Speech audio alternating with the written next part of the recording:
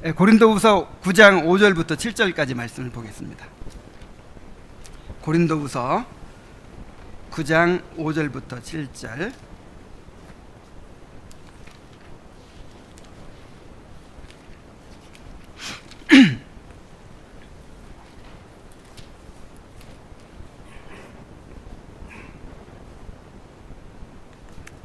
자, 함께 읽겠습니다. 시작. 그러므로 내가 이 형제들로 먼저 너희에 가서 너희가 전에 약속한 연보를 미리 준비하게 하도록 권면하는 것이 필요한 줄 생각을 이렇게 준비하여야 참 연보답고 억지가 아니니라. 이것이 곧 적게 심는 자는 적게 거두고 많이 심는 자는 많이 거둔다 하는 말이로다.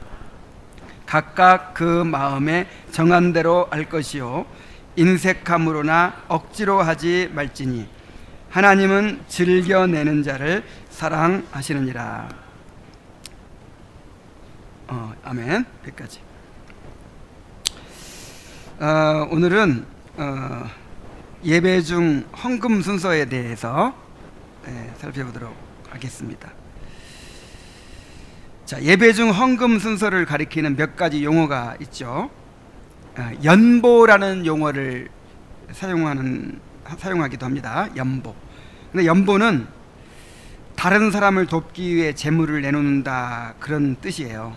그래서 주로 가난한 자를 위한 구제 헌금을 가리킬 때 연보라고 합니다. 이 정교 일치의 시대에는 이 교회를 운영하기 위한 11조를 세금처럼 이제 나라에다 냈거든요. 그러니까 교회에 와서 예배 드릴 때는 그 11조를 낼 필요가 없는 거예요. 이미 나라에 이렇게 세금처럼 내기 때문에 교회에 와서는 이제 가난한 자들을 위한 연보를 하게 되죠. 예배 중에 드려지는 헌금은 주로 가난한 자들을 이렇게 구제하는 데 쓰여지기 때문에 연보라는 용어를 쓰는 것입니다. 그래서 이러한 관습 때문에 대륙의 개혁교회에서는, 자, 개혁교회가 이제 두 가지가 있다고 했죠. 그 대륙 쪽에 개혁교회, 화란이나 독일이나 이쪽에 개혁교회가 있고, 그 다음에 주로 이제 영국이나 미국 쪽에 장로교회가 있고, 둘 다 개혁교회예요. 그런데 이제 그 대륙의 개혁교회 쪽에서는 이 교회 운영을 위한 그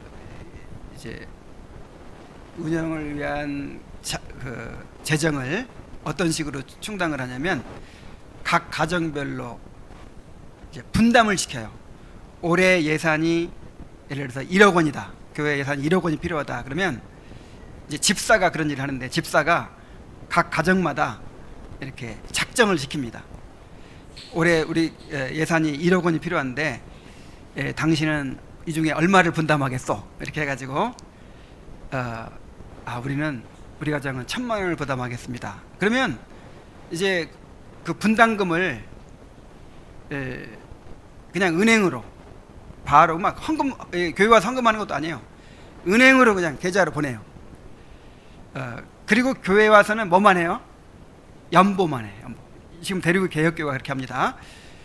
그리고 한국에서도 그렇게 하는 교회들이 있어요. 우리 김빛나 자매 그 부모님이 다니시는 그 교회 또 그런 식으로 하더라고요. 그래가지고 이제 각 가정마다 분담금을 이렇게 이제 작정하고 그거를 이렇게 냅니다.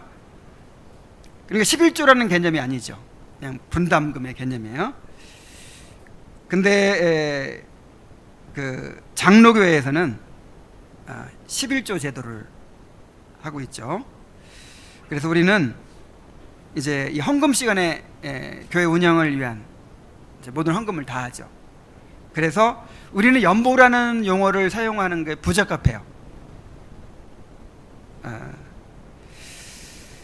그 다음에 이제 헌금이라는 또 용어가 있어요. 헌금. 그래서 예배 중 헌금 순서를 그냥 헌금 시간이라 이렇게 하기도 하는데, 헌금은 무슨 뜻이냐면 돈을 바친다 그런 뜻이죠. 근데 이 말 역시 예배 가운데 행하는 헌금의 의미를 다 살리지 못해요. 왜냐하면 우리가 헌금하는 거는 꼭 돈만 드리는 게 아니에요. 우리 자신을 드리는 거거든요. 우리가 가진 모든 것을 드린다는 뜻이고, 더 나아가서 우리의 삶을 드린다는 것이거든요. 우리의 삶을 드리는 것을 이 헌금을 통해서 나타내는 거예요. 그러니까 우리가 드리는 헌금은 우리를 대표합니다. 이 헌금이 바로 나예요. 내 삶의 전부예요. 그래서 헌금을 드린다, 이거는 나를 드린다 그런 뜻이에요. 그래서 돈만 드리는 것이 아니기 때문에 다음에는 헌금 시간입니다 뭐 이렇게 하면 의미가 너무 축소되죠. 그래서 헌금이라고 하는 것도 적합하지 않습니다. 그래서 이제 사용하는 용어가 뭐냐면 봉헌 혹은 헌상이라는 용어예요. 자, 봉헌은 받들어 바침, 또 헌상은 바치어 올려드림의 뜻으로 헌금을 통해서 우리 자신을 하나님께 산제사로 드리는 것을 의미하는 말입니다. 그러므로 예배 중 헌금 순서를 뭐라고 부르는 게 좋아요? 봉헌 또는 헌상, 이렇게 부르는 것이 좋습니다. 그래서 우리도 이제 봉헌이라는 용어를 쓴 이유가 우리 자신을 드린다. 하나님께서 모든 복을 내려주시죠. 모든 복을 내려주셨죠. 그래서 그 응답으로 우리 자신을 하나님께 드리는 것입니다. 자, 헌금하실 때 이런 의미로 드려야 돼요. 나중에 또 이제 나오지만 서론적으로 간단히 용어를 한번 살펴봤습니다. 자, 왜 헌금을 해야 될까요?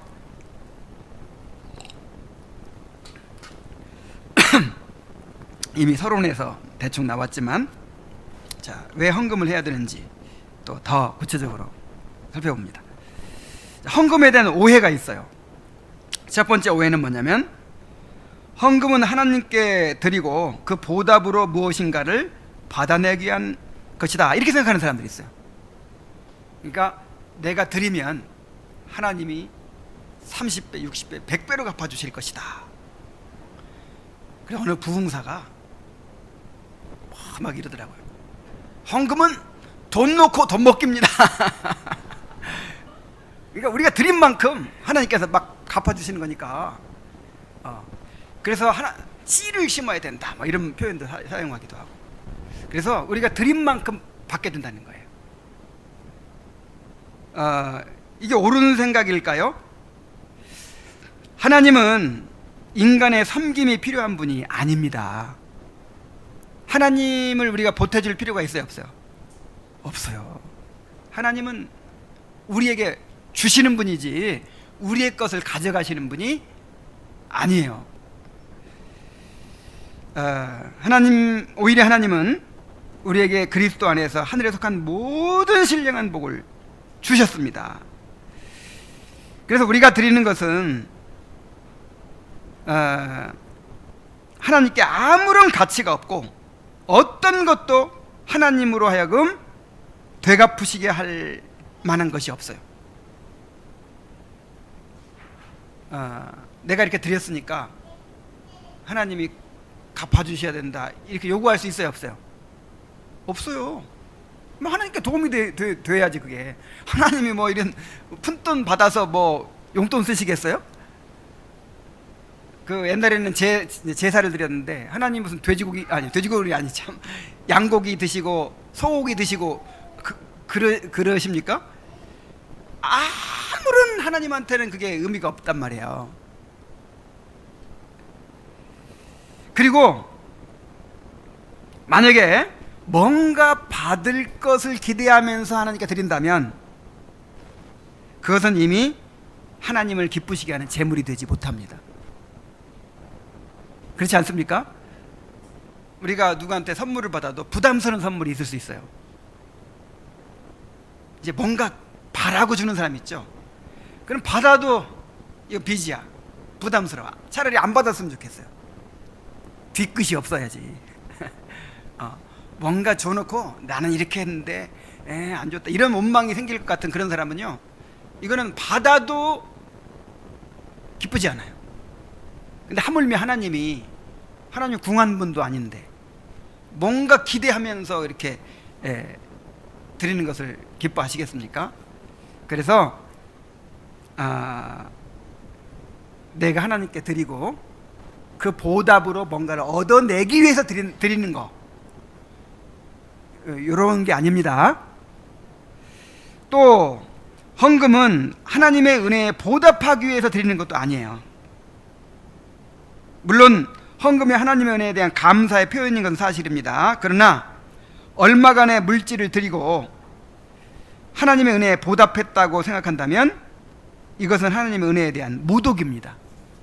하나님의 은혜는 우리가 보답할 수 있는 성격의 것이 아니에요. 우리가 아무리 많은 것을 드리고 우리 목숨까지 바친다고 해도 그 은혜를 갚을 수가 없는 것입니다. 또 세 번째 오해는 뭐냐면, 헌금은 일부를 드리고 나머지는 내 것으로 하기 위해 드리는 것도 아닙니다. 우리가 늘 자주 말하지만 10분의 1은 하나님의 것이고 10분의 9는 우리 겁니까? 하나님의 것이 얼만큼이에요? 다 하나님의 거예요. 다. 그것을 인정하는 표로 10분의 1을 드리는 거예요. 이 나머지도 다 하나님의 것입니다. 그것을 인정하는 표로 10분의 1을 드린 거예요. 나머지 10분의 9는 어떻게 해야 돼요? 이제 하나님의 뜻대로 써야죠. 하나님의 뜻대로. 이것도 하나님 거니까.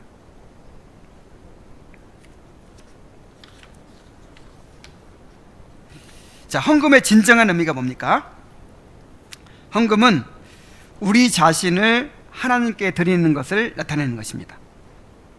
우리가 드리는 헌금은 우리가 가진 모든 것, 더 나아가서 우리 자신을 대표합니다.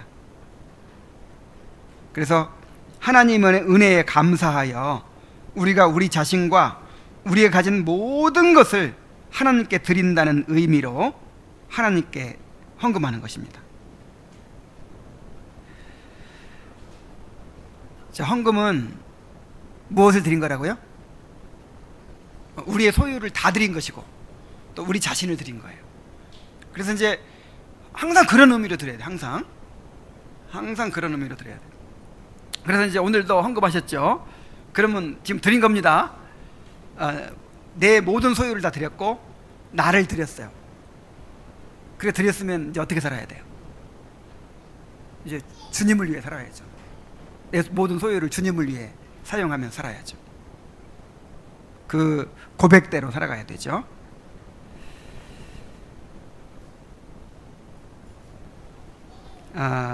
더 나아가서 우리가 헌금을 해도 함께 하잖아요. 지금 이 헌금통에 넣은 거를 다 모아가지고 그거를 한꺼번에 하나님께 바치죠. 우리가 항상 이것은 우리 공동체를 다 하나님 앞에 받들어 드린다는 의미예요. 그래서 이 공동체를 주님께 드려서 주님의 뜻을 이루고 주님의 영광을 나타내는 일에 사용하시도록 하는 것입니다. 헌금을 하면서 이 교회가 주님의 것이고 주님의 사명을 감당해야 될 것을 기억하는 것입니다. 그래서 예배 가운데 헌금 순서가 반드시 필요한 거예요. 반드시. 그래서 하나님께서 구약 성경에 구약 율법서에 뭐라고 그랬냐면 너희는 빈손으로 내게 보이지 말지어다 그랬어요. 이 하나님 앞에 갈 때 항상 어떻게 해야 돼요? 뭔가를 예물을 가지고 가야 돼. 예물을. 왜냐하면 예물을 통해서 나를 드린다는 것을 표현한 게 예배예요. 그러니까 헌금 순서는 예배의 필수적인 아주 중요한 순서입니다. 자, 그럼 우리가 헌금을 드리는데 수입 중 얼마를 드려야 할까요? 전통적으로 교회가 정한 기본적인 헌금의 액수는 이제 수입의 10분의 1입니다. 11조입니다. 11조. 그런데 오늘날 11조를 부인하는 사람들이 있죠. 11조는 구약적인 것이고 지금은 신약 시대이기 때문에 11조를 드릴 필요가 없다, 그렇게 주장하죠. 물론 구약의 11조 규례는 끝났어요. 구약율법에는 세 종류의 11조가 있었습니다. 첫째는 레위인을 위한 11조가 있어요. 이제 12지파가 있다면 그 한 지파는 레위 지파는 기업이 없어요. 하나님을 섬기는 게 기업이에요. 그러면 나머지 11지파가 11조를 들여서 그 11조를 먹고 살아요.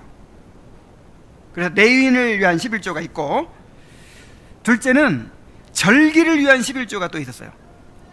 매년 이제 최소한 세 차례 이상 전 국민이 일주일 동안 예루살렘으로 성전에 모여서 절기를 지키죠. 그 비용이 엄청나게 많이 들어요. 그래서 이제 온 가족이 다 이제 일주일간 갔다 오는 그 비용도 많이 들 뿐만 아니라 제사장들, 레위인들, 또 함께하는 거기 있는 고아와 과부와 나그네들 전부 다 그냥 이렇게 함께 먹어야 되기 때문에 그 비용이 엄청나요. 그래서 그것만을 위한 11조를 또 냅니다. 그 다음에 세 번째로는 고아와 과부와 레위인과 나그네들을 위한 구제를 위한, 그들을 구제하기 위한 11조를 또 내요. 그거는 이제 대신 3년 만에 한 번씩. 자, 그럼 수입의 몇 프로 정도 되나요? 10%, 그 다음에 3년 만에 한 번 하니까 한 3.3% 되죠. 1년이면. 그러면 한 기본적으로 드리는 게 23.33333%. 이 정도 돼요. 기본적으로 드리는 게. 근데 그것만 있는 게 아니죠. 짐승의 첫 새끼는 내 것이니라, 또 첫 열매를 또 바치라 그랬고, 그 다음에 늘 드려야 되는, 또 수시로 드려야 되는 화목 제물이 있고, 무슨 속죄 제물이 있고, 월삭 때마다 드리는 것이 있고, 이런 게 드리는 게 있어요. 그래서 엄청나게 많이 드렸어요, 구약 시대에는.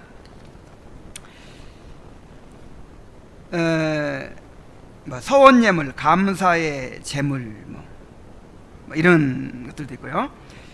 자, 그런데 이러한 구약의 규례는 예수님의 십자가로 모두 폐하여졌습니다. 이 구약적인 11조는 이제 없어진 거예요. 그러나 신약 시대에도 하나님이 교회를 운영하시는 원리는 똑같습니다. 자, 구약의 안식일이 폐해졌죠. 구약의 안식일이 폐해지고 이제 신약 시대에는 우리가 주일을 지키는데, 이렇게 안식일이 구약적인 안식일이 그 모형과 그림자로서의 안식일이 폐하고 이제 그 우리가 성취된 안식일, 그 주일을 지키는데, 그래도 어떤 공통점이 있냐면 일주일 중 하루를 구별하여 하나님을 위한 날로 지키는 것은 똑같죠. 그냥 신약과 구약과 이 단절되는 것도 있지만 연속성이 있는 것이 있단 말이에요. 연속성의 요소들이 있어요. 이와 마찬가지로 구약 시대에 하나님을 섬기는 제사장들이 있었고, 그 다음에 백성들이 11조를 드려서 그 제사장들이 생활하고, 그다음에 성전 운영을 하고, 또 가난한 자를 구제하고 하는 이런 일을 했듯이 오늘날도 똑같아요. 성도들이 헌금을 해서 이제 사역자들이 생활하고 이 교회를 운영하고 또 가난한 자들을 구제하는 이제 이런 일들이 있어야 되는 것이죠. 그래서 구약의 11조 제도는 이제 폐해졌지만, 만약 구약의 11조 제도를 그대로 한다면 몇 프로 내야 돼요? 최소한 23%를 내야죠. 그래서 구약의 이 11조 규례는 다 폐해졌지만 신약 시대에도 사역자들이 생활해야 되고 교회가 운영되어야 되고 또 이제 가난한 자들을 위한 구제가 필요하니까 또 자녀들을 교육하는 일이 필요하니까 이제 헌금이 필요한데, 그래서 처음부터 이 11조를 했어요. 그러니까 이게 뭐 이 신약 성경에 11조를 드려라 이런 말은 없지만 신약 성경에 주의를 지켜라 이런 말을 없어요. 그래서 이제 안식교인들은 지키라는 말이 하나도 없지 않느냐 이런 말을 하는데, 이건 너무 자연스러운 거예요. 그러니까 구약에서 신약으로 넘어올 때 늘 일주일 중에 하루를 너무나도 당연하게 이렇게 이제 구별해 드렸기 때문에 안식일 그 토요일에서 주일로 바뀌었을 뿐 똑같이 또 주일을 지키는 거예요. 그러니까 지키라고 할 필요가 있어요, 없어요? 너무 당연한 것이기 때문에. 그렇듯이 이렇게 헌금을 들여서 사역자들이 생활하고 교회가 운영되고 이거는 너무 당연한 원리라 이 말이에요. 늘 그렇게 살아왔기 때문에. 그래서 근데 이제 구약적인 규례가 아니기 때문에 이거는 이제 뭐 수입에 얼마를 들여라 꼭 이런 건 없어요. 그러니까 그 이상을 할 수가 있는 것이죠. 뭐 이하도 할 수 있는 것이고. 그런데 이제 교회에서 11조를 하나의 기준으로 정하고 최소한 이 정도는 하자 하는 액수가 바로 11조입니다. 11조. 아까도 얘기했지만 재정일체 시대에는 11조를 국가에 바쳤던 관습 때문에 이제 그 예배 시간에는 연보만 했죠. 근데 우리는 지금 그렇게 하지 않잖아요. 지금도 이 독일 같은 데는 국교가 있어요. 그래가지고 종교세라는 걸 내요. 종교세라는 걸 내면 나라에서 예배당 운영하는 거 뭐 이게 다 나와요. 그러면 이제 교인들은 뭐만 하면 되죠? 이렇게 가난한 자들을 위한 연보 뭐 이런 것만 하면 되는데, 그래서 이제 그런 관습 때문에 개혁교회에서는 그런 식으로 한다고 했죠. 교회 운영비를 각자가 분담해서 뭐 헌금 시간에 하지도 않아. 그냥 은행 계좌로, 이거는 분담금이기 때문에 이건 세금 비슷해요. 딱 내고 회비 비슷해. 회비 딱 내고 이제 자원해서 드리는 거는 이제 이 연보로만 하죠. 그러나 장로교회에서는 11조 제도를 채택해서 교회의 모든 회원들이 의무적으로 드리도록 하고 있습니다. 근데 이것도 하나의 기준이에요. 이건 기본적인 것이죠. 그래서 11조만 드리면 충분하다고 생각해서는 안 됩니다. 11조는 최소한의 기준으로 정한 것이에요. 수입이 더 많아지고 또 여유가 생긴다면 더 비율을 높여서 드릴 수 있습니다. 그 엥겔 주수라는 거 있잖아요. 그러니까 수입이 적을수록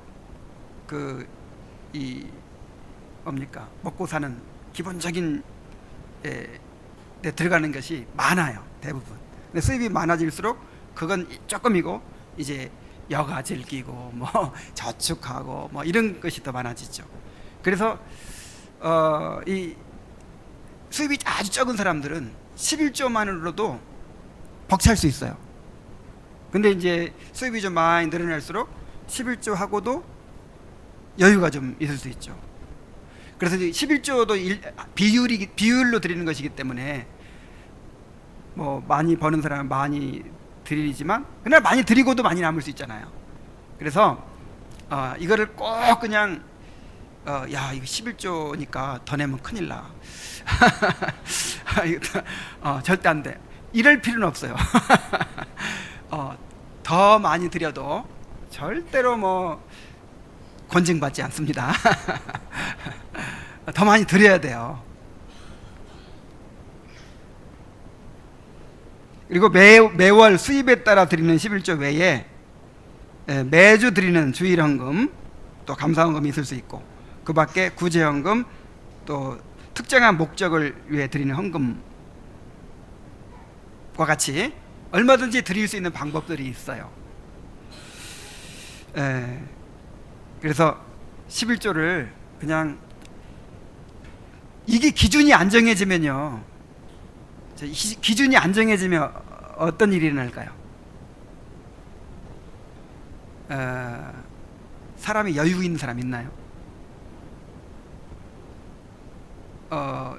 이 인터넷에 보니까 자기 가정의 수입이 500인데 애들 학원 보내고 뭐 보험 들고 어쩌고 하니까 쓸 게 없다는 거야. 그럼 200밖에 못 번 사람, 300밖에 못 번 사람은 어떻게 살라는 거예요? 그러니까 많이 벌면 그만큼 또 이제 쓰임새도 많아지고 늘 부족해요. 그래가지고 각자가 각자 기준으로 정해가지고 각자 알아서 하십시오. 그러면 많이 드릴까요? 안 드릴까요? 절대로 드리지 않아요. 그래서 11조 부정하는 사람들이 더 많이 드리고 싶어서 그렇게 하는 사람 아무도 없어요. 아니, 나는 10분의 2를 드리고 싶은데, 한 반절 드리고 싶은데 왜 11조 제도를 이렇게 정해가지고 그렇게 합니까? 이렇게 불만 있는 사람은 아무도 없다니까. 덜 내고 싶어서 덜 내고 싶어서 이게 다 불평하는 거지. 그래서 이 기준이 있어야 돼요. 그 기준이 뭐예요? 이게 최소한 이 정도 이상은 하자 하는 거예요. 자, 어떠한 태도로 드려야 될까요? 우리가 이제 이게 예배잖아, 예배. 우리가 이 봉헌 순서, 우리가 예배 가운데 헌금하는 거는 하나님께 드리는 예배입니다. 예배. 그러니까 예배답게 드려야 되겠죠. 그래서 정말 예배가 되려면은 기쁨으로 드려야 돼, 기쁨으로. 그리고 자원하여 드려야 돼요. 그리고 풍성하게 드려야 돼요.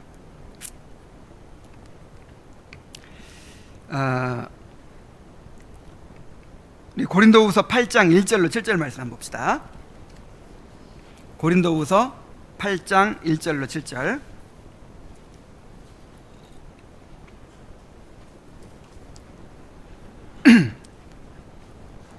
자, 함께 읽어보겠어요. 시작. 형제들아, 하나님께서 마게도냐 교회들에게 주신 은혜를 우리가 너희에게 알리노니, 환난의 많은 시련 가운데서 그들의 넘치는 기쁨과 극심한 가난이 그들의 풍성한 연보를 넘치도록 하게 하였느니라.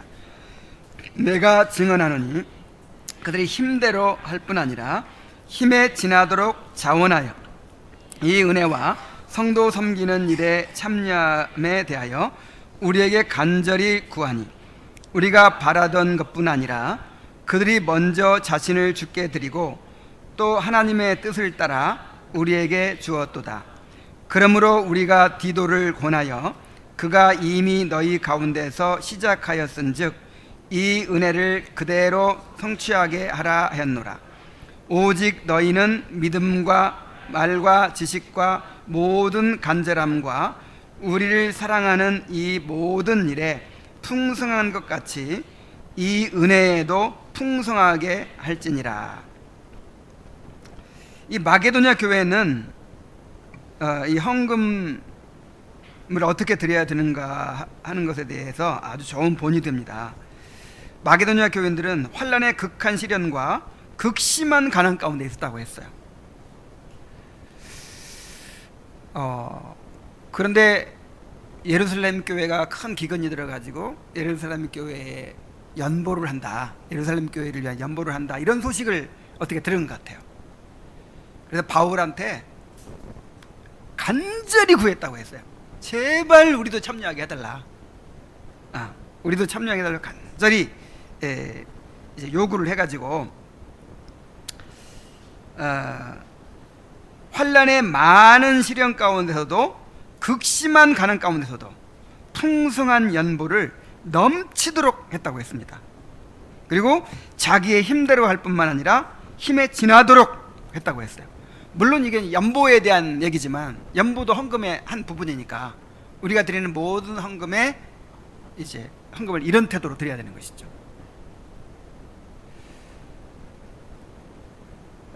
하나님은 이렇게 기쁨으로 자원하여 풍성하게 드리는 헌금을 기뻐하십니다.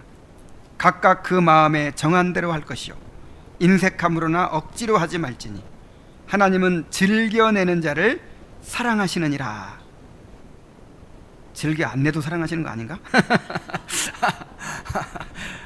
근데 그 사랑을 더 풍성히 누린단 말이에요. 즐겨 드릴 때. 그러니까 제가 늘 하는 말이지만 사랑하는 사람이 사랑을 받아요. 사랑하는 사람이 사랑을 받습니다. 하나님을 사랑하세요. 그럼 하나님 사랑을 더 많이 누려요.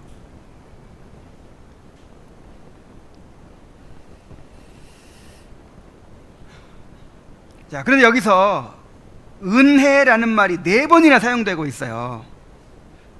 예를 들어서 1절에 마게도냐 교회들에게 주신 은혜를 우리가 너희에게 알게 하노니 그랬고, 또 이 은혜와 성도 섬기는 일에 참여함에 대하여, 자, 무엇에 참여해요? 이 은혜에 참여하도록 구했다고 그랬죠. 그리고 또 이 은혜를 그대로 성취하게 하라였노라. 그 다음에 맨 마지막 7절에 마지막 끝에 이 은혜에도 풍성하게 할지니라. 여기서 은혜가 가리키는 게 뭐예요? 하나님께 드리는 거. 그러니까 하나님께 드리는 걸 뭐라고 표현하고 있어요? 은혜. 그러니까 우리가 드릴 수 있다는 게 은혜란 말이에요. 드릴 수 있다는 게. 여러분 그렇게 생각하고 드리세요. 이야, 내가 이렇게 드릴 수 있다니. 일단 하나님께서 주셨으니까 드릴 수 있는 거예요. 안 주셨으면 드릴 수 있어요? 나한테 주셨으니까 드릴 수 있어서 그게 은혜이고, 또 하나님께 드리고 싶은 마음을 주셔서 또 은혜이고, 그 다음에 나같이 부정한 자가, 여러분 나 대통령 식사대접 한번 하고 싶은데 할 수 있어요, 없어요? 우리 밭에 무를 심었는데 무가 너무 크고 좋아. 대통령 드렸으면 좋겠다. 드릴 수 있어요, 없어요? 실제로 어떤 분이 딸기 농사를 지어가지고 너무 딸기 농사가 잘 돼서 좋아가지고 그걸 들고 청와대로 갔대요. 그래가지고 이렇게 이제 대통령 드리려고 갖고 왔다고 하니까, 대통령 이런 거 안 드십니다. 특별히 대통령한테 이렇게 드릴 수 있는 그런 통로가 따로 있어요. 아무나 받을 수가 없어요. 대통령이 우리 밭 딸기 먹었다 그러면 영광이죠. 근데 누가 우리가 드린 것을 받으세요? 야, 이건 엄청난 특권이에요. 이 은혜예요, 은혜. 그래 마게도냐 사람들은 이걸 특권으로 여겼어요. 그래서 우리만 빼놓고 할까봐.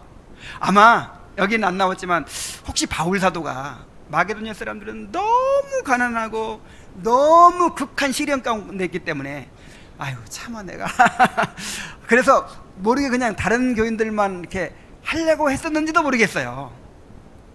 그러니까 우리 제발 우리 빼놓지 말고 이 은혜에 우리도 참여하게 해달라. 그래서 이 사람들의 사고방식은요, 이걸 엄청난 특권으로 생각하는 거예요. 자기들만 뺄까봐 그냥 막 간절히 구했다 그러잖아요. 간절히. 그래서 일부러 막 간절히 목사님 교회에 혹시 필요한 거 없습니까? 정말 내가 드리고 싶은데 어디 필요한 거 없습니까? 내가 드려야 될 거 없습니까? 막 간절히 구해가지고 막 해야 되는데 그렇게까지 안 할지라도 뭔가 교회에 어떤 필요가 생긴다든지, 뭔가 누구 구제할 사람이 생긴다든지, 어떤 기회가 생길 때 그때 특권으로 여겨야 돼요. 내가 여기 참여해야겠다. 이걸 은혜라고 생각해야 됩니다. 부담이에요, 은혜예요? 짐이에요, 은혜예요? 은혜. 이걸 은혜로 생각해요. 그러니까 이게 아까 그 율법에 대한 것도 마찬가지죠. 율법이 나를 얽매이는 것이고 무거운 것이고, 정말 왜 그냥 내가 지키지도 못할 걸 이렇게 나한테 요구하셔가지고 내가 이렇게 힘들게 만드나. 이건 아직 율법 조문에 묵은 것으로 하는 것이죠. 근데 여호와의 율법을 즐거워하여 그 율법을 주야로 묵상하면서, 아, 내가 이 율법에 순종하여 살면 너무 좋겠다. 주님, 내가 순종하기를 원합니다. 내가 이 순종할 수 있도록 은혜를 주시옵소서 하고 간절히 구해. 이게 영의 새로운 것으로 섬기는 것이죠. 헌금도 똑같아요. 정말 주님께 드리는 것을 은혜로 생각하고, 한번 생각해 보세요. 그래야 예배가 되지 않겠어요? 그래야 뭐 하나님이 무슨 뭐 가난해 가지고 우리가 보태줘야 생활하실 수 있는 분이면 그렇게 그거라도 받으시겠지만, 아, 아까운데 아, 이걸 적금을 들면 내가 어떻게 될 것 같고, 야, 막 이렇게 막 아까워하면서 그냥 마지못해 그냥 이렇게, 아니 그런 거를 어떻게 하나님이 기쁘시게 받겠어요? 그래서 기쁨으로 자원해서 정말 그걸 은혜라고 생각하고 특권이라고 생각하고 그렇게 드려야 합니다. 근데 여러분, 우리가 드릴 때는 뭔가 보답을 기대하고, 보답 때문에, 하나님께서 보답해 주실 것이기 때문에 이 드리는 거는 이게 하나님의 기쁨이 되지 못한다고 그랬죠. 그런데 여러분, 하나님은 또 우리의 연약함을 또 아세요. 그리고 그걸 받아주세요. 우리 아이들한테요, 자기가 마땅히 자기를 위해서 해야 되는 건데 이렇게 보상을 해주죠. 부모가, 너 양치질 잘하면 뭐 이거 해줄게. 아니면 너 뭐 숙제 잘하면 뭐 이거 한다. 뭐 공부 열심히 하면 내가 뭐 해준다. 이런 거 내걸죠. 아니, 그거 내걸어야 돼요? 다 누구를 위한 건데? 자기를 위한 건데. 근데 부모는 그 연약함을 용납하는 거예요. 그래서 그래서 처음에는 아주 그렇게 미성숙하게 뭔가 기대하고 막 이렇게 해요. 그래서 이제 우리가 원리를 얘기할 때하고 또 각 사람에게 적용될 때는 좀 다를 수 있는 거예요. 그래서 하나님은 우리한테도 약속을 주십니다. 갚아주시겠다는 거예요. 우리가 드릴 수 있다는 것 자체가 은혜예요. 그냥 드릴 수 있다는 것 자체가 특권이고 은혜인데, 하나님은 우리가 드리는 것에 대하여 30배, 60배, 100배의 유익을 누리게 하십니다. 고린도후서 9장 8절로 11절 봅니다.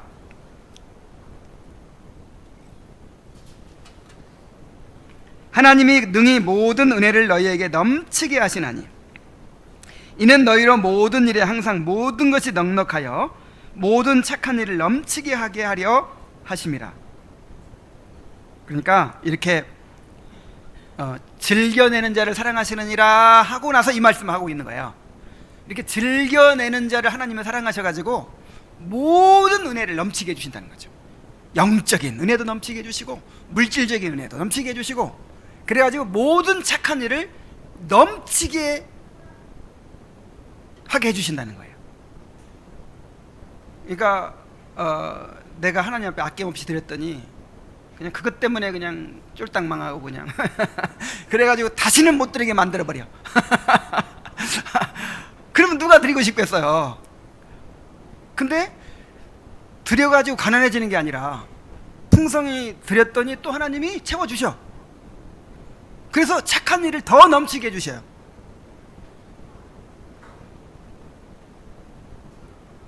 기록된 바 그가 흩어 가난한 자들에게 주었으니 그의 의가 영원토록 있느니라 함과 같으니라. 그러니까 여러분, 우리가 스스로 자기 의를 세우는 거는요, 이거 악한 일이에요. 근데 하나님은 이렇게 가난한 자에게 주고 이거를 영원토록 잊지 않으신다는 거예요. 영원토록. 하나님의 기념책에 적어놓고, 내 기념책 적으면 안 돼요. 야, 어떤 사람 자기는 누구 하나 밥 사준 거 적고 다 자기 적었대. 그때부터는 그분이 굉장히 잘 섬기는 사람이에요. 아주 그냥 뭐 어디 가든지 그냥 먹으면 자기가 돈 내고 막. 그래서 늘 존경스럽고 그랬거든요. 근데 어느 날 그런 얘기를 하는 거예요.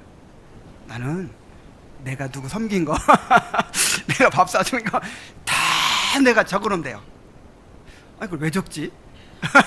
그때부터 얻어먹는 게 되게 부담스럽더라고요. 그래서 여러분, 나는 적으면 안 돼. 나는 잊어버려요. 근데 하나님 어떻게 하신다고요? 하나님은 영원히, 그 의가 영원토록 있느니라. 이거 오해하면 안 돼요. 내가 의를 세우면 절대 안 되는 겁니다. 나는 그냥 잊어버리는 거예요. 기대하는 마음으로 주지 말고 그냥 주고 잊어버리는 거예요. 근데 주님은 안 잊어버리고 영원토록 기념책에 기록해 놓는다니까. 심는 자에게 씨와 먹을 양식을 주시는 이가 너희 심을 것을 주사 풍성하게 하시고 너희 의의 열매를 더하게 하시리니 너희가 모든 일에 넉넉하여 너그럽게 연보를 하면 그들이 우리로 말미암아 감사하게 하는 것이라. 심는 자에게 씨와 먹을 양식을 주시는 이, 그랬죠? 그래서 여기서 이것이 적게 심는 자는 적게 거두고 많이 심는 자는 많이 거둔다 하는 말이로다. 이거를 뭐에 비유하고 있냐면 씨 뿌리는 것에 비유하고 있어요. 요거를 이제 아까 방금 말씀드린 대로 이거를 반대로 적용해 가지고 그러니까 씨를 뿌리면 30배 위에 거두듯이 내가 그러면 내가 이보다 더 좋은 투자가 없다 막 그리고 막 적어놓고 막 자, 이러면 안 돼. 이러면 안 되지만 하나님이 그렇게 해주신다는 거예요. 하나님이. 그래서 이 말은 우리가 하나님께 후하게 드린다고 해서 절대 가난해지지 않고 이것 때문에 못 살지 않고 오히려 영적으로나 넉넉하고 착한 일을 넘치게 하는 그런 삶을 살게 해주신다는 거예요.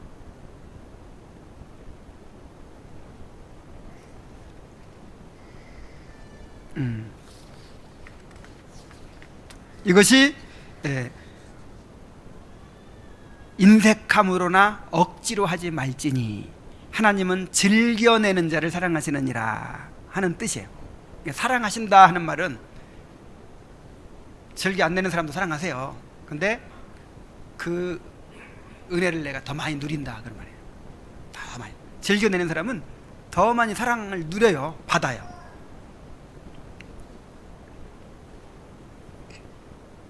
자, 그래서 헌금은 어떻게 드려야 한다고요? 기쁨으로 자원해서 풍성하게, 기쁨으로 드리고 또 자원해서 드리고 풍성하게 드려야 돼요. 자, 그런데 주의할 것이 뭐냐면 헌금이 이렇게 자발적으로 드려야 되는 것이지만 동시에 교인의 가장 중요한 의무임을 또 인식해야 돼요. 그러니까 이게 어떻게 된 거예요? 아니, 자발적이라면서 또 뭐라고 해요? 의무예요, 의무. 그러니까 이게 율법 지키는 거하고 똑같다니까. 율법을 우리가 이제 감사함으로 자원해서 자발적으로 지키죠. 근데 한편으로 생각하면 또 뭐예요? 의무예요, 의무. 근데 그러니까 의무를 기쁨으로 자발적으로 하라 이 말이에요.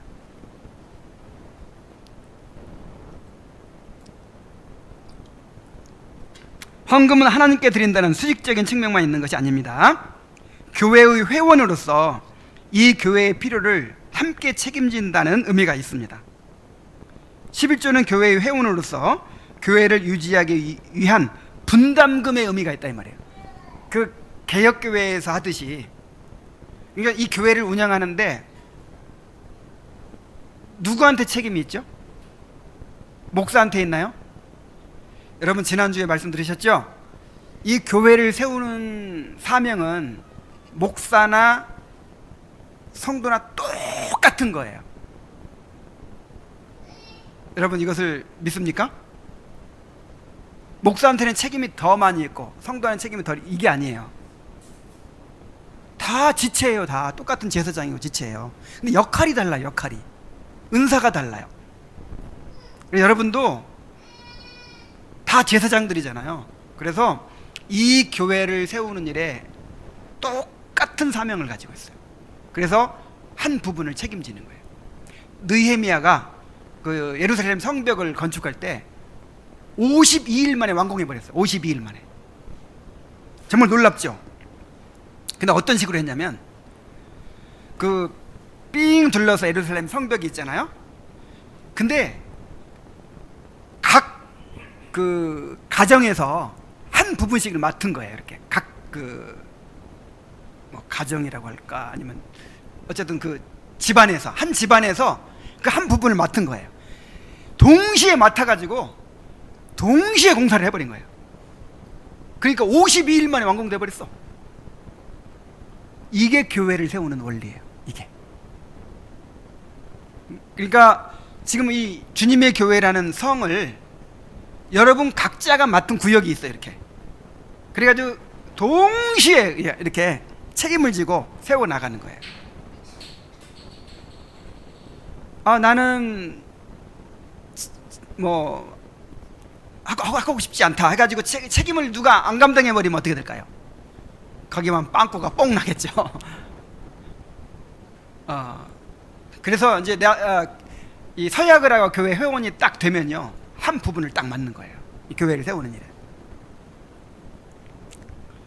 그게 이제 물질적으로 하면 그게 이제 분담금, 이 교회를 운영하기 위한 분담금. 우리는 11조의 방식이죠. 11조. 우리 회비예요. 회비. 어떤 모임이든지 뭐가 필요해요? 회비가 필요해. 왜냐하면 그 모임을 운영하기 위해서. 그래서 이거를 상식적으로 이건 거의 상식이나 마찬가지죠. 전에 교회에 있을 때 그 정신과 의사가 한 분 교회에 나왔는데, 그 아내는 믿는데 그분은 안 믿어요. 근데 아내 때문에 이제 오는데, 교회에 이제 아내가 등록을 하는데, 내가 그 남편에게 요구를 했어요. 당신 아내가 여기 이제 등록을 하게 될 텐데, 이 교회에 오면 의무적으로 11조를 드려야 됩니다. 그 11조를 통해서 이 교회가 운영이 됩니다. 이렇게 얘기를 했더니, 당연한 거 아닙니까? 어느 조직에 들어가든지 그 조직을 운영하기 위한 그게 필요하지 않아요. 그래서 너무 당연하게 이제 믿지도 않는 사람인데 11조를 드리는 거예요. 그래서 그 이 교회관이 옛날에는 이제 뭔가 이렇게 대형 교회에서 개인적인 신앙을, 그 개인주의적으로 신앙을 할 때는 이런 개념이 이렇게 잘 없을 수 있어요. 책임감이. 나 한 사람 안 드려도 뭐 괜찮고. 근데 그런 식의 생각을 가지면 안 된다 이 말이에요. 그러므로 반드시 서약을 지켜서 신실하게 헌금을 해야 합니다. 그래서 제가 신방하면 꼭 뭘 물어보죠? 11조를 헌금 생활을 잘 하고 있는, 기쁨으로 자원해서 풍성하게 드리고 있는가, 이거를 물어보죠. 이제 이 자원해서 기쁨으로 이렇게 남 의식하지 않고 기쁨으로 드릴 수 있도록 하기 위해서 우리가 무기명으로 하잖아요. 무기명으로. 그런데 목사가, 장로가 알아야 되는 거예요. 그래서 이 무기명으로 이렇게 하는 게 꼭 좋은 것만은 아니에요. 나는 이제 뭘 훈련하고 싶은 거냐면, 아무래도 의식하게 되잖아요. 이게 목사님 내가 얼마 드린 걸 안다, 그리고 이제 또 관계된 사람들이 안다 생각하면 자꾸 의식하면서 더군다나 막 이름까지 쓰고 불러주기까지 하면 더 하죠. 그래서 하나님만 의식하고 드리기보다는 사람을 의식하게 되기 쉽고 이제 그런 것들이 있기 때문에 정말 하나님만 의식하고 자원하여 기쁨으로 드리는 것을 훈련하기 위해서 무기명을 합니다. 그러나 잘하고 있는지 못하고 있는지 알아야 돼요. 그리고 이제 아무래도 모르는 게 좋겠더라고요. 목사가 아는 것보다는. 누가 얼마 하고 알면, 많이 하는 사람이 있으면 아이고 이 사람 놓치면 큰일 나 이렇게 될 수도 있는 거잖아요. 그래서 그냥 이렇게 모르는 게 이렇게 좋겠다. 그래서 무기명을 합니다. 그러나 그 성도가 성실하게 하고 있는지 안 하고 있는지를 알아야 되는 거예요. 그래서 안 하면 권징을 해야 되는 거예요. 왜냐하면 회원의 의무를 안 하고 있는데 만약에 계속해서 주일을 빠지고 있다 그러면 큰 문제죠. 근데 만약에 계속해서 11조를 안 한다, 더 큰 문제예요. 더 큰 문제. 그래서 이거는 책임을 안 한다는 문제도 있고, 이게 이 믿음의 표현인데 문제잖아요, 영적으로. 그래서 이 목사가 알아야 돼요. 그래서 이제 그냥 뭐 X는 모를지라도 잘 하고 있느냐 이렇게 꼭 물어봅니다. 그러니까 물어볼 테니까 대답 잘하려면 잘하셔야 돼요. 그래서 제가 이번에도 신방하면서 다 물어보니까 대체적으로 잘해요. 대체적으로 잘하고 있어요. 근데 어쩌다가 어떤 사람은, 이건 거의 뭐 그런 사람이 거의 없는데, 잊어버리고 뭐 못하는 사람도 있고, 또 밀려서 하는 사람도 있어. 밀려서 마치 월급을 한두 달 늦게 받으면 그날 못 주고 이렇게 밀려주는 것처럼 11조를 드리는데 이번에 내야 되는데 못 드리고 또 미루다가 못 내고, 이런 경우도 봤어요.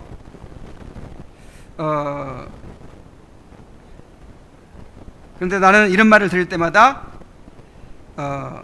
마음이 아파요. 이런 식으로 하면 안 돼요. 회사에서 여러분 월급을 주는데 깜빡 잊어버리고 못 줬네? 나는 당장 지금 받아가지고 쓸 일이 막 있는데 사장님이 잊어버렸다 그러면서 뭐 일주일 늦게 주고 한 달 늦게 주고 그러는 거예요. 그럼 계좌에서 자동이체될 것도 많고 막 그래서 얼마나 큰 지장이 있겠어요. 그렇게 주면 좋겠어요? 그리고 회사에서 다른 데 쓸 거 다 쓴 다음에 남은 걸로 주려고 하니까 아이고 잔고가 이제 모자라서 못 주겠다. 자, 이렇게 하면 어떻게 되겠어요? 똑같이 이거는 물론 10분의 10 전체가 다 하나님의 것이지만 특별히 또 하나님께 드리기로 약속한 거니까 11조는 이렇게 수입이 있을 때마다 가장 먼저 딱 떼서 드려야 돼요. 가장 먼저. 그래서 요거를 이제 조금이라도 미루는 건 이거는 안 됩니다. 그러면 미루면 또 시험이 생겨요. 갑자기 쓸 일이 생기고 모자라고. 그래서 하나님께 드리는 헌금이 되려면 정말 가장 우선순위로 드려야 되는 거예요. 가장 우선. 쓰고 남는 걸로 드리는 게 아니라 먼저 하나님께 드리고 남은 걸로 써야 돼요. 그래야 진짜 연보답죠. 아니, 헌금답죠. 봉헌답죠. 대개 다 그렇게 하고 있어요. 대개 100%가 다 그렇게 해야 됩니다. 모든 회원들이라면 당연하게. 만약에 내가 예배에 잘 못 참석해 가지고 와서 드리기 어렵다 그러면 계좌로 할 수 있어요. 계좌로. 제가 뭘 강조하고 있죠? 가장 먼저 딱 드리고 나서 나머지를 쓰라 이 말이에요.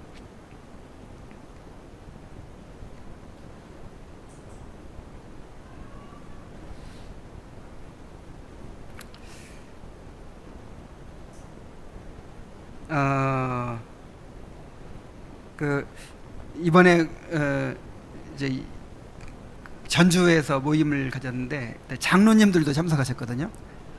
근데 그 장로님들이 이렇게 참 잘 섬겨요. 이렇게 모든 걸 하여간, 그러니까 왔다 하면 다 그냥 장로님이 돈을 써. 우리 교회 왔을 때도 내가 대접해야 하는데 그 장로님이 다 식사를 지출하더라고요.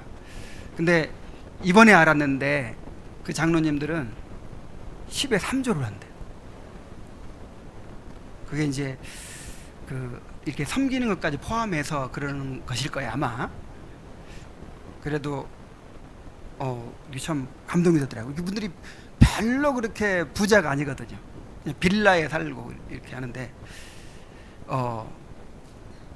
내가 지금 이 얘기 하는 거는, 이 교회를 세우는 일에 있어서 목사가 교회를 세우는 책임이 있고 나는 그냥 따라가만 가면 된다, 이런 식이 아닌 거예요. 똑같은 책임감을 가지고 있어요, 교회를 세우는 일에.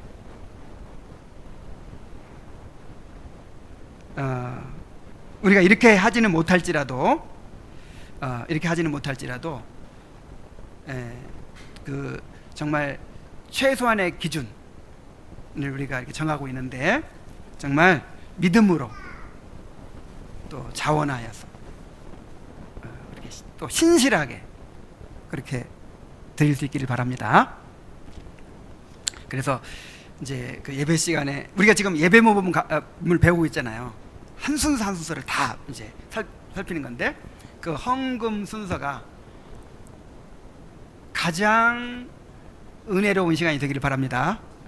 이번에 광화문에서 그 막 데모하는 집회할 때 그 이상한 목사 나와가지고 이제 가장 기쁜 시간이 돌아왔습니다 그러면서 헌금통을 돌리더라고요. 근데 그 말은 맞아. 그래서 이 헌금 드리는 시간이 정말 우리 자신을 하나님께 드리는 가장 복된 시간이 되기를 바랍니다. 기도하겠습니다.